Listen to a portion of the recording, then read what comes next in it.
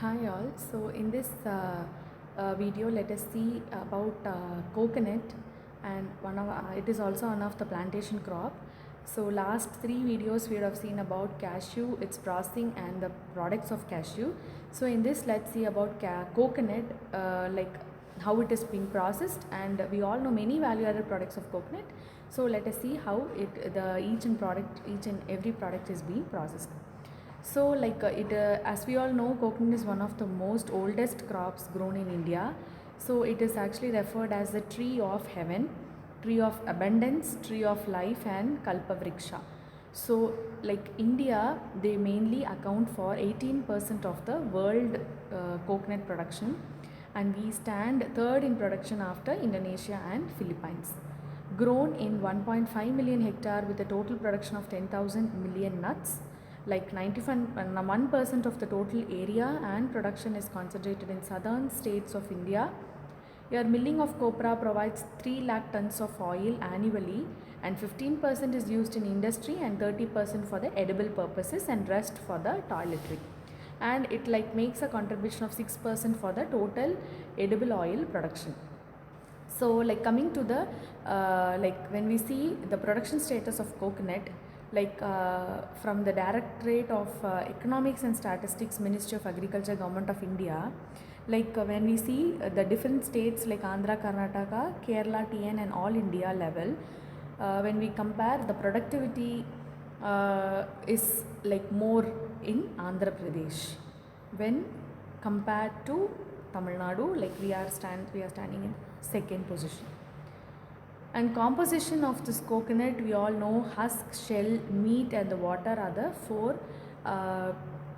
components that we categorize in the coconut, where it contributes 35% of the husk, 12% of shell, 28% of meat and 25% of water. And present status of this coconut processing sector is the household and the religious purpose itself, we consume 60% of the coconut, tender coconut for 3.5, milling copra for 35, and desiccated coconut is less than 2%. Okay. And the product diversification and byproduct utilization has not been yet given more attention comparatively with the past.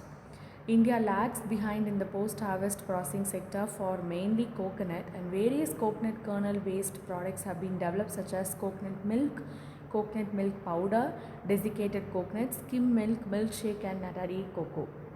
So copra. So before going into the coconut processing, let's see about copra. We all know that 10 to 12 months old nuts are mainly used for processing of the copra making. So highly valued commodity in the world market is the copra. It has an oil content of 65 to 70%, which serves as the richest source of fat. So requirement of this copra drying is to bring down the moisture content of wet meat from 55 to 5. So 1 ton of copra will nearly yield 645 kg of oil. So in order to process the copra, the types of copra are the edible copra that is consumed as dry fruit, and milling copra, it is used for extraction of oil. So edible copra processing, we categorize into two types, ball and the cup copra. It is popular in Lakshadweep, India, Calicut and Tumkur. Matured nuts are shade dried, then they are dehusked, deshelled, stored and marketed. So copra, the trade name of dried coconut kernel. It is prepared from the fully matured coconuts. It is mainly prepared in the form of cups and the balls. This cup copra is mainly used for oil extraction, and ball copra is made only for the edible purpose and is superior in quality. And it is prepared by storing fully matured nuts for 10 to 12 months under the shade. So we all know, this place copra is the main thing. So looking into the processing of copra, first initial moisture content is 55, as we told, you have to reduce to 5 to 6%, for which sun drying and artificial drying methods are done. Sun drying is mainly what happens is the nuts get dehusked and split into halves and the water is drained off. So like it is mainly exposed to nearly 2 to 3 days, and the moisture content of the kernel will be reduced to nearly 20%. Then these kernels are detached from the shell. To obtain good quality, we have to reduce 6%, for which 7 days of continuous drying is essential in sun drying.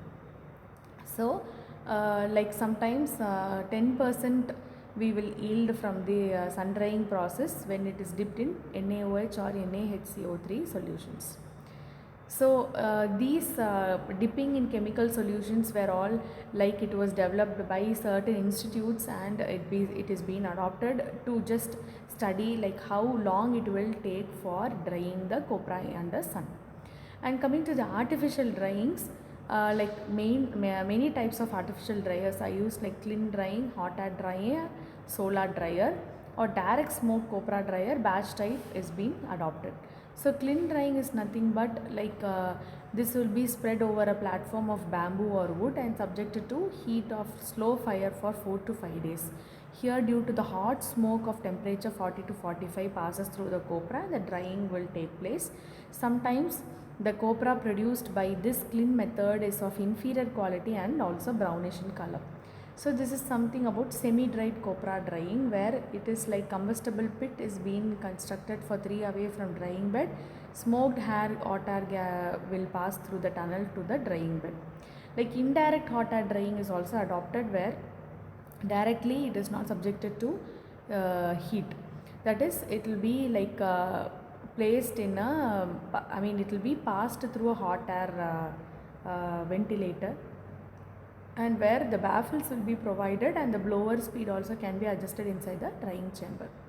Then hot air drying is also like it is being adopted, but uncontaminated smoke free hot air is passed through the copra bed. Here it will produce a good quality copra with 6% moisture. Spoilage of this copra kernel, like 4 different molds will cause spoilage, mainly Rhizopus species, Aspergillus niger, Aspergillus flavus, and Penicillium glaucum. So these are some of the quality standards of copra, that is based on which drying method that was adapted. So when they adopted hot air kiln, what happened and how was the appearance after drying, and sun dried, smoked, and the mixed. So safe storage of copra, like we have to see to that various insects in store can cause like 15% loss to copra when it is stored for more than 6 months. So precautionary measures have to be done for safe storage of copra. So due to that, we have to make sure the produce of has to be maintained at a moisture content to 4%, and we have to avoid some heap storage that will cause maximum damage to the copra, and we have to store this copra in netted polyethylene bags or the gunny bags. So this is something about how the copra is being processed. Thank you.